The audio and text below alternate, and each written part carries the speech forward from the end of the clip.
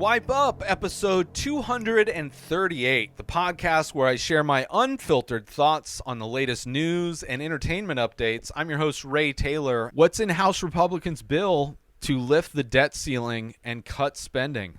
Bernie Sanders accuses Republicans of holding the world economy hostage with the debt ceiling, claiming that the GOP wants to cut necessary health and education programs. Duh. I mean, that's what they want to do. That's their MO. They say their MO. They tell everybody what their MO is. Their MO is doing all of the things that will allow the most wealthy people and corporations to profit the most off of doing garbage, polluting, poisoning the environment, poisoning the water. They want kids to go back to work. They don't want businesses to have to offer people livable compensation for their work. They don't want to have to offer livable, like, health provisions to keep people alive. They don't want kids to be fed if they're hungry. They don't want any of that for the people that actually do the work. And they're using this because Kevin McCarthy had to make deals to somehow get elected to the House Speaker. So now he's in the pocket of all these right-wing extremists, and he's doing everything they want, because if he doesn't, then they can replace him.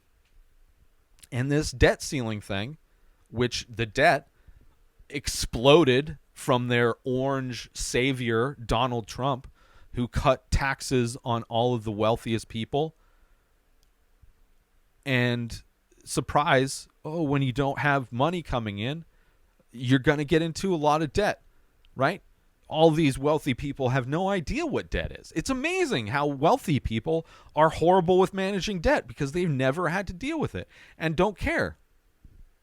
And this is ridiculous. So the House passed Speaker Kevin McCarthy's debt ceiling bill by a 217 to 215 vote, serving as the GOP's position on avoiding the debt crisis. President Biden's refusal to negotiate may not be tenable as the deadline nears for action. The economic analysts warn that even the political threat of a federal default on the nation's debt could cause a recession, given that the already jittery economy, which is, thanks Trump, thanks, and a lot of Democrats too. Thanks for a lot of worthless politicians, a lot of them. The Treasury Department, especially those two, the few like Cinema, those worthless, fake Democrats who basically just do whatever the extreme Republicans do, right? Thanks guys, appreciate it. The Treasury Department continues to pay the nation's bills, but the money who cares? The money's fake anyway. You print money all the time. What's the difference? Print more money. What is it based on? It's not based on anything. The debt, we're never paying the debt off. Debt explodes every time a Republican's in office. People are always getting the short end of the stick, right? The people that do the work are the ones that are continually fucked over. But soon, the money will fall short. With the deadline for raising the debt ceiling limit late July, according to analysts from Goldman Sachs, Sanders is open to cutting military spending. Yeah, that's great. We spend way too much on military. Way too much. Just like we spend way too much on police.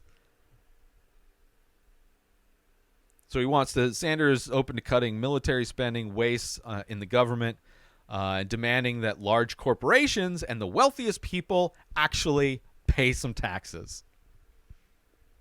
What a novel idea. Making it so the money the government spends isn't solely on the backs of the poor people who are doing all the work. Maybe all of the people and corporations who profit from all of the poor people's work should probably contribute. It's crazy. Thanks to Reagan. Good old Reagan, who started all this.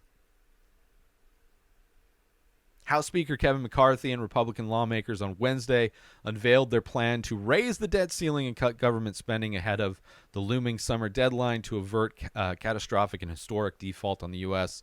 on its debt obligations. The proposal, called the Limit, Save, and Grow Act, would lift the debt limit by $1.5 trillion or until the end of March 2024, and also details cuts in federal spending to the tune of $4.5 trillion. But where they're doing the cuts is where you see why it's horrible. President Biden and Democrats have been pushing for a bill that raises or suspends the debt limit with no conditions, while Republicans have been set on pairing spending cuts with a debt ceiling hike.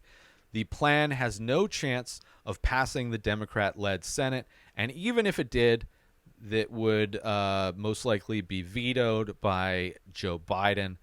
The bill does, however, serve as House Republicans' opening offer in any eventual negotiations and sheds light on the priorities of a fractured caucus that enjoys a narrow margin or a narrow majority. The Limit, Save, and Grow Act would lift debt limits, limit increase on federal budgets to 1% per year, impose stricter work requirements for receiving supplemental nutrition assistance program funding, right? So it means less people will qualify for government assistance, right? You have to be like super poor for them to start caring.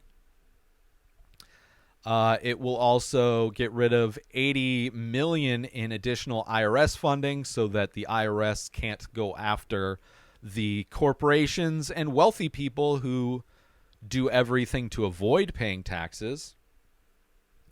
It will also recoup unspent federal COVID-19 relief funds.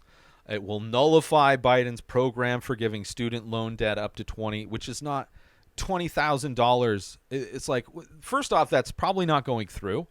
And second off, $20,000 is such a small percentage of anybody who has college loan debt. Like, it's like the smallest thing the government could do to help people out. And that this is like, these are the pennies that they are cutting from the poorest people while allowing billionaires to rake in profits. It'll also repeal provisions of the Inflation Reduction Act. The GOP bill limits increase in the federal budget by 1% a year, significantly lower than the rates inflation and less than recent year-over-year budget increases, particularly since the pandemic. That isn't likely to fly with the Democrats as it necessarily means cuts to discretionary spending.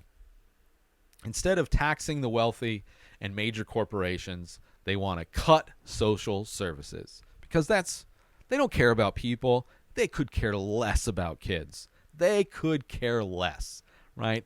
Their agenda is to make sure companies can pollute as much as they want. Their agenda is to make sure wealthy people will never have to pay taxes and can profit over the labor of people that are dying in the streets. They're going to profit on the labor of people who can't even afford, after working multiple jobs, still can't even afford to exist in this reality. Because that's all they care about. Because they just care about money. That's all they care about. They could care less about people. Thank you for tuning in to another episode of Swipe Up. I hope you enjoyed my thoughts and insights on the latest news and entertainment updates. If you feel so inclined, please join the conversation by leaving a comment or rating on your favorite podcast platform or over on youtube.com/inspired disorder. I'll see you next Thursday for more unfiltered opinions and fresh perspectives. New episodes of The Ray Taylor Show come out every single day. Subscribe on YouTube and everywhere our podcasts are found. Binge the full week over at inspireddisorder.com/plus. Buy Ray Taylor Show merch over at inspireddisorder.com. Have a wonderful day, everybody. Peace out! Today is the day where you wake up and you realize that everything that you've been dreaming about, everything that you've been wanting, every goal and wish and hope that you've ever had can become real. Dreams can come true. What you manifest in your mind, you can bring to reality.